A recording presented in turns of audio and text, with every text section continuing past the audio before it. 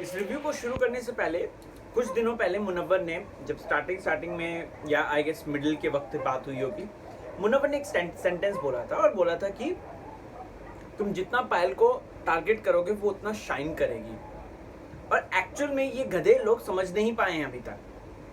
ये back to back पायल को target कर रहे हैं, पायल को बुली कर रहे हैं, जिसके चलते अभी जो है दोस्तों, आपको एक्चुअल में बताऊं, मैं एकदम से ऑनेस्ट रिव्यू देता हूं, ना किसी का ये ना किसी का कम ना किसी का ज्यादा, जो है वो वैसा बोलूंगा, किसी से नहीं डरूंगा, बिंदास अपने ओपिनियन रखूंगा।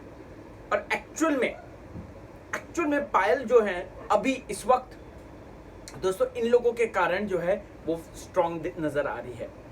पब्लिक को उसकी सिंपैथी मिल सकती है, उसके पास के जो भी गुनाह थे वो सब कबूल हो जाएंगे, माफ हो जाएंगे, उनको माफी मिल जाएगी, लेकिन पायल वल्नरेबल बन जाएगी। आज के रिव्यू में मुनव्वर की एक बात जो मैंने नोटिस करी वो मैं आपको बताऊंगा, जो कि ऐसा लग रहा है जैसे उसका खेल थोड़ा सा लीनेंट हो चुका है। प्लस शिवम जो हरकतें कर रहा है वो एंटरटेनमेंट नहीं है, वो बुली है, and he is become the big बुली।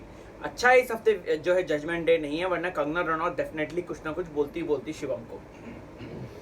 आजमा she is just trying everything, छोटे मुद्दे ढूंढना और उन पर जो है पायल पर अटैक करना। Payal she is actually creating the मुद्दास, वो रिलैक्स नहीं बैठी है। ये आखिरी दिन तक की लड़ाई होती है बॉस। अगर बात की जाए तो आपने बिग बॉस में देखा होगा, आखिरी दिन तक लोग लड़ते हैं। सिद्धार्थ आसिम कितना लड़ते थे, तभी तो हमारे जहन में सीजन 13 क्यों बसा हुआ है, इसी चक्कर में तो बसा हुआ है। दोनों के विचारों की लड़ाई थी, दोनों की अभिव्यक्तियों की लड़ाई थी, आइडियोलॉजीज की लड़ाई थी। चलिए शुरुआत करते हैं। स्वागत है आपका मेरे अपने चैनल टेली खजाना में। मैं हूं आपका यारों का यार, होस्ट राहुल भोज। चैनल को फटाफट सब्सक्राइब कर ले। तो भाई यहाँ पे सबसे पहले तो पूनम वाला रिकैप दिखाया जाता है।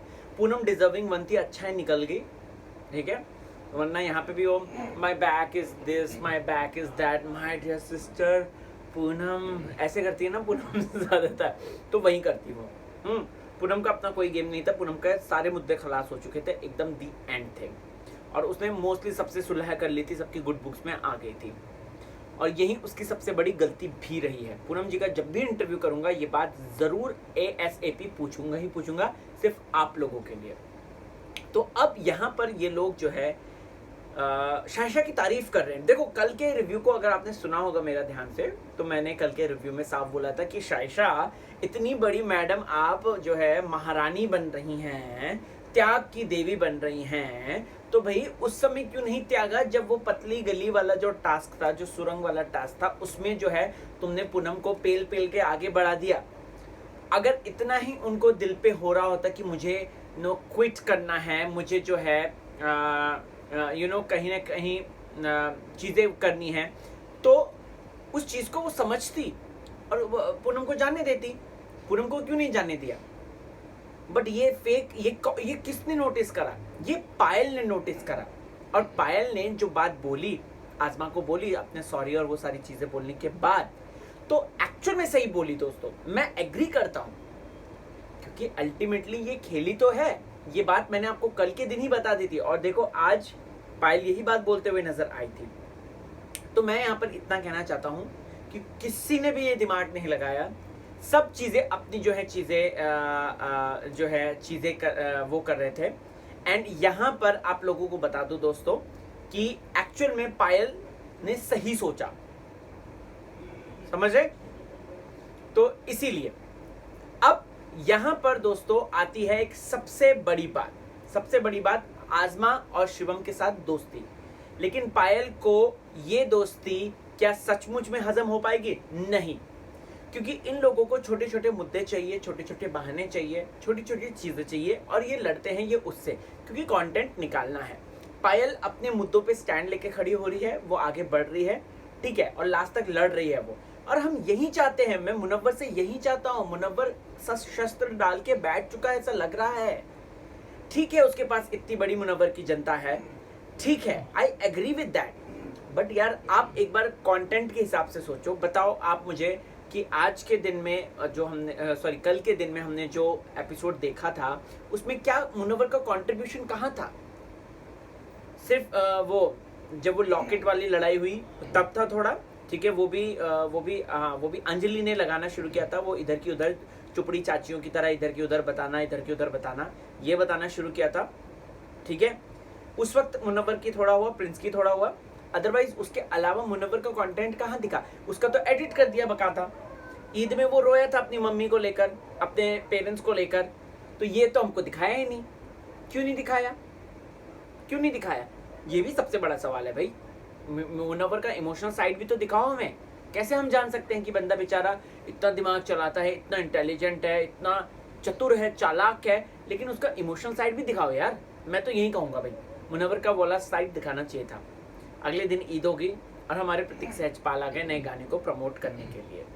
अब यहाँ पे वही हंसी मस्ती मजाक ये वो। प्रतीक सहजपाल को एक्चुअल में क्यों भेजा था? इस उद्देश्य के साथ भेजा था कि भाई तू जा और एक को लेकर आ। लेकिन उस समय एक्चुअली वो कंफ्यूज हो गए, मेकर्स ही कंफ्यूज हो गए कि आखिरकार करना क्या है। तो जिसके चलते दोस्तों आप लोगों को बता दूं, तो यहाँ पर प्रतीक किसी को लेकर नहीं गए, बकायदा ईके वाला वो जो लॉकेट हैं और वो जो ताबीज़ जैसे हैं, वो सारे वो बुरी नज़र वाले जो पेंडेंट्स हैं, उनको रख के चले गए 4, ठीक है। अब पायल ने इसकी गोल्डन अपॉर्चुनिटी निकाली और उसने जो है दोस्तों यूज़ कर लिया एक, ठीक है भैया। जो तमाशा हुआ, जो ड्रामा हुआ, एक्चुअल में ना मुनव्वर को मैं बताऊं क्या कहता हूँ इस बात पे, मुनव्वर को करना चाहिए था वो। अब मुनव्वर करता ना दोस्तों, मैं सच कह रहा हूँ, उसके और मुद्दे जनरेट होते। मुनव्वर ने एक बात बोली जो मुझे ऐसा लगता है कि फैंस को अच्छी नहीं लगेगी, आपको पता नहीं। देखो मैं बस कंटेंट के हिसाब से कह रहा हूँ और मैं यहाँ पे साफ खेल के हिसाब से कह रहा हूँ कि भाई आपने ये बोला कि अब जो करना है कर लो, 4 हफ्तों नहीं 7 हफ्तों से 9 हफ्तों से जो जिसने इमेज बना ली है, अब सिर्फ और सिर्फ जो है 3 दिन 4 दिन कुछ उखड़ने वाला नहीं है। मुनव्वर ने ये बोल के मुझे ऐसा लगता है कि थोड़ा सा निराश किया मुझे, बिकॉज मैं उसको एस प्लेयर मानता हूँ, मैं बहुत अच्छा प्लेयर मानता हूँ। मैं चाहता हूँ कि वो हमेशा दिमाग लगाए, चीज़ों को करे, चेंज करे, बनाए, बिगाड़े, ये करे, वो करे, फलान करे, बिकॉज यही तो एक विनर की निशानी होगी। समझ रहे हैं आप? अच्छा वो जजमेंट डे नहीं है इस हफ्ते, वरना कंगना रनौत बोलती क्या तुम जो है 70 साल के बुढ़े की तरह बैठ जाते हो, पस्त पड़ जाते हो, ऐसा मत करो यार। एंड एक्चुअल में ये मुझे बात कहनी है कि इस पे जो है डिस्कशन होना चाहिए और आप लोगों का क्या व्यू पॉइंट है बताएं कि मुनव्वर का कंटेंट क्यों नहीं निकल कर आ रहा, और जो निकालता है वो बेचारा इमोशनल साइड दिखाता है, वो एडिट हो जाता है। बताओ भला। शिवम शर्मा की बात करते हैं, जिसको इस हफ्ते इतना सुनाया गया कि वो कंटेंट के लिए कुछ भी कर रहा है और वो बुली है। पायल यहाँ पे 2 मिनट बात करने के लिए आई, शिवम शर्मा यहाँ पे वो सब करने लग गया, ठीक है। रात को उसको वो बांध दिया, ठीक है, चलो मस्ती मजाक ठीक है, ये कर दिया वो कर दिया, बट मुझे ऐसा लगता है कि वो बुली था। वो जो सोना, वो जो सबके बालों में स्प्रे डालना, मुझे लगा वो गलत है। चाहे वो आजमा हो, चाहे वो शाइशा हो, चाहे वो मुनव्वर हो, सबके सर पे उसने डाला, वो गलत था, ठीक है। वो मस्ती मजाक नहीं है यार, आप दिन में डाल दो यार, दिन में डाल दो फॉर्म, रात को क्यों डाल रहे हो? सबसे बड़ा यही पॉइंट है, क्यों डाल रहे हो?